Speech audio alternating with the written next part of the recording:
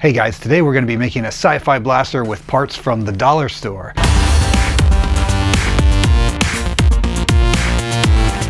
Today's video is part of a dollar store blaster build challenge that I'm doing with my friend Anthony Ferraro from the YouTube channel Create Sci-Fi. Anthony and I are going to go to our local dollar store. We're going to pick out some random items, and then we're both going to do our own blaster builds using those items. Plus, we get to also use anything else that we have just laying around collecting dust at our homes. Oh yeah, check this one out. All right, so it's feeling like Ray Gun somehow. I don't know, we'll see. Oh yeah. Yeah, that'll work. Great shapes. Let's do it. All right, so we both agreed, like, since it's a challenge, we'll just do one thing, like, ridiculous. And this is a tugboat, but look at that silhouette. That's a good, yeah. Hey, here at the Dollar Tree with System Sin, got some loot. We're gonna make some blasters. It'll be interesting to see what we both come up with, what the similarities are, what the differences are. Should be a lot of fun. And this is also something that you can do at home too. You don't have to use these exact same items we got. You can just go and buy any cheap items. It's also a great way to just get rid of a bunch of junk that you have laying around. Maybe you have random parts that don't really go to anything anymore. Well, you can monster those together and make some fun props. Let's get started on the build. The first thing I want to do is just take a look at everything that we have and start taking it all apart and breaking it into smaller parts just to see what we have to work with. So we have a bubble blowing machine, a plastic tugboat, a soap dispenser, a paper towel holder, a small screwdriver set, and a ladle strainer type device. So I'm just breaking this all apart and we'll see what we have to work with. And what I like to do at this stage is just kind of hold up the pieces next to each other and just kind of guess as to the basic shape that we might get out of this blaster. Of course, this is going to evolve as we go on, but this is how it starts. And now I'm going to fill the handle with some resin, and this is just to give it some weight, make it feel a little more sturdy, and also give me something to anchor other pieces to. And now we just start chopping up pieces, and I start fitting things together, seeing what works, seeing what doesn't. It's a lot of trial and error.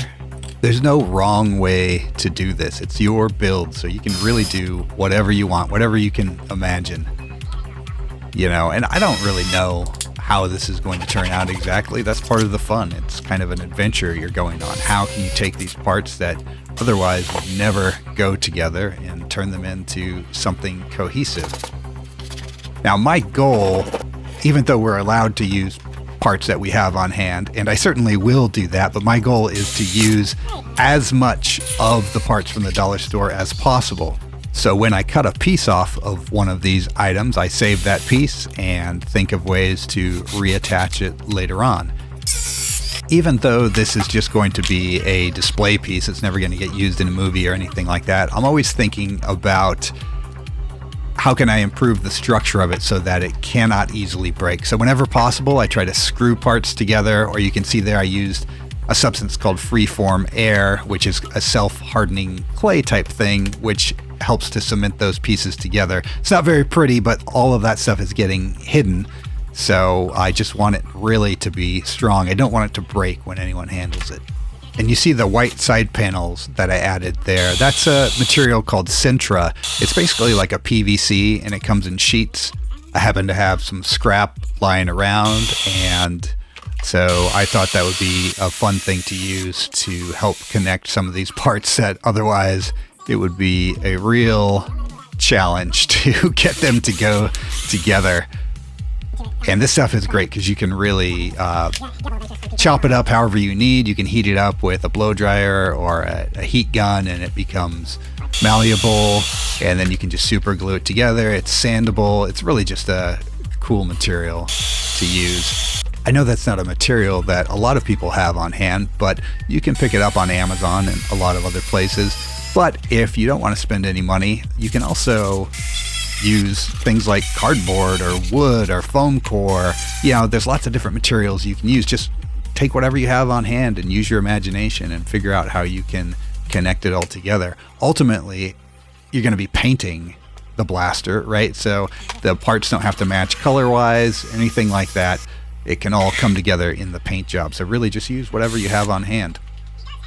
And here's a good example of me just trying to use every part. So all these little blue pieces I'm attaching, that's part of the bubble blower. So I chopped up the fan, and the blades I'm using just as a little decorative piece, and that round nub for the fan. You'll see later I'm going to connect a hose to that so it actually serves a function. And I like to just draw the design right onto the surface. Again, it's all going to get covered with paint, but I just use a marker there to kind of help me imagine what other parts could go in there. And then in this case, I'm just cutting out these little shapes from the Sintra, and I'm gluing them right in place. And just these little details break up the main shape of the blaster and just gives it a little more personality. And you can see there I broke the trigger guard because I tried to bend it too much without heating it up. So there's the lesson learned. You gotta heat that up pretty good in order to be able to bend it. And now I'm just cleaning it up, man. There's so much sanding, so much dremeling just to get it into the shape you want, but it's all worth the effort in the end. I honestly just have a lot of fun making stuff, and so time just flies when I'm doing this, really. To put that in perspective, this entire build, not counting dry time, took just over 16 hours. But usually what I do is I just pop on a movie in the background and I just kind of zone out and start working. And again, it's all fun for me. So really time just flies. Now, I know that's a lot of time, and many of you are probably thinking, well, I don't have 16 hours, but trust me, I am just as busy as anyone. And this project I stretched out over several weeks, maybe even a month, just, working hours here and there as I could fit them in. There's no rush on a personal project. You can just do it at your own speed.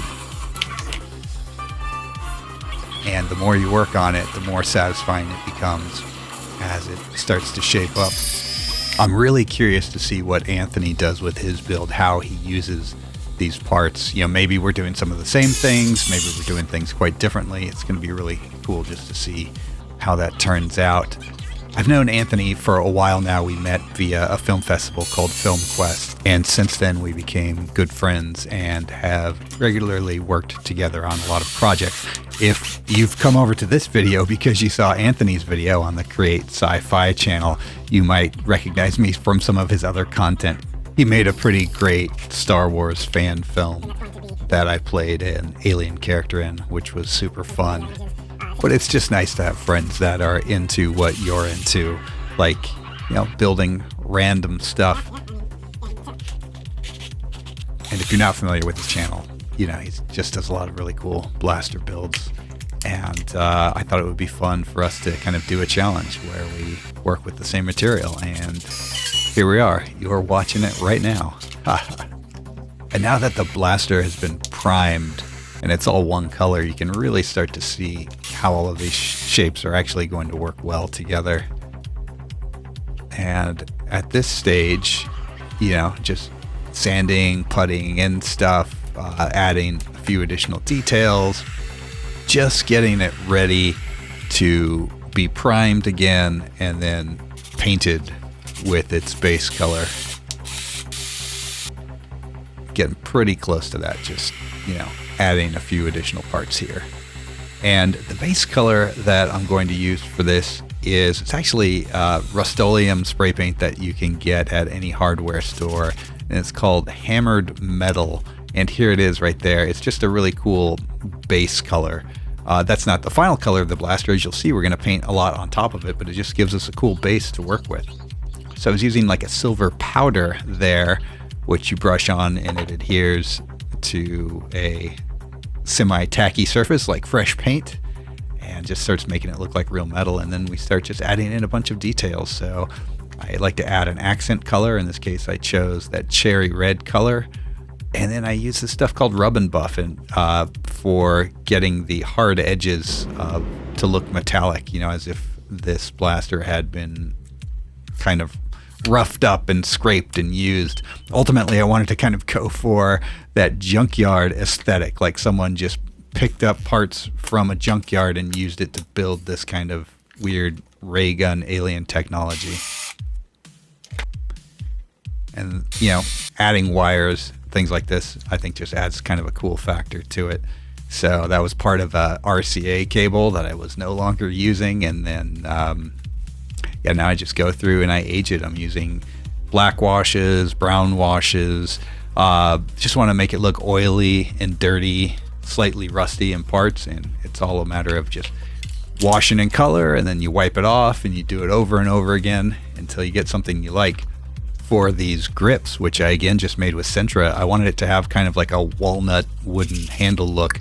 So after I primed it, I sprayed on Plastidip, which is like a rubberizing type spray. I sprayed it extra thick so that it would kind of bead up and form these weird shapes. So I kind of misused it just to get that wood texture. And then, just added a bunch of different colors and washes on there. I got this little decal there that you saw that just came from a Uline catalog. I just thought that would be a cool addition to it, just to make it look like a manufactured part. Now I'm just adding fine details, and we are just about ready to call this guy done.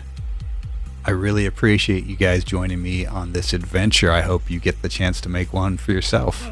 And here it is, the finished product. Pretty happy with the way this guy came out. Check it out. Love that stock expands, And here's a look at how Anthony's blaster came out. I highly encourage you to go over to the Create Sci-Fi channel and check out what Anthony did with his build. It's a great channel. I love watching his videos. He's just a great dude in general, and he makes really cool stuff. So go check out Create Sci-Fi. And if you do, leave him a comment on his video and let him know that I sent you. Thanks for watching.